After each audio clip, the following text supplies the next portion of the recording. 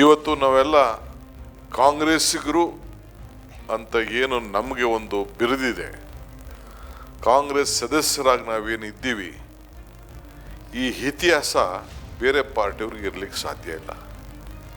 ಈಗ BJPಯವರು ಏನು ಇತಿಹಾಸ ಹೇಳ್ತಾರೆ?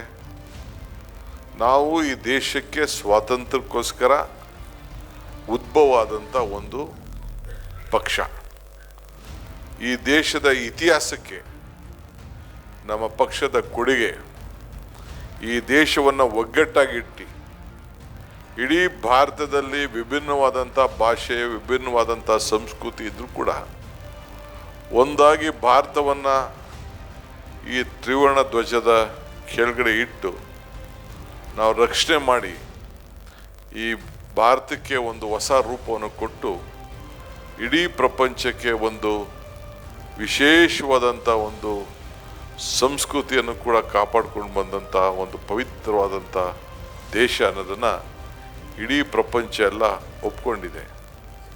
ಅದಕ್ಕೆ ನಾನು ಅನೇಕ ಸಂದರ್ಭದಲ್ಲಿ ಹೇಳ್ತಾ ಇರೋದು, ಕಾಂಗ್ರೆಸ್ ಶಕ್ತಿನೇ ಈ ದೇಶದ ಶಕ್ತಿ, ಕಾಂಗ್ರೆಸ್ ಇತಿಹಾಸನೇ ಈ ದೇಶದ ಇತಿಹಾಸ.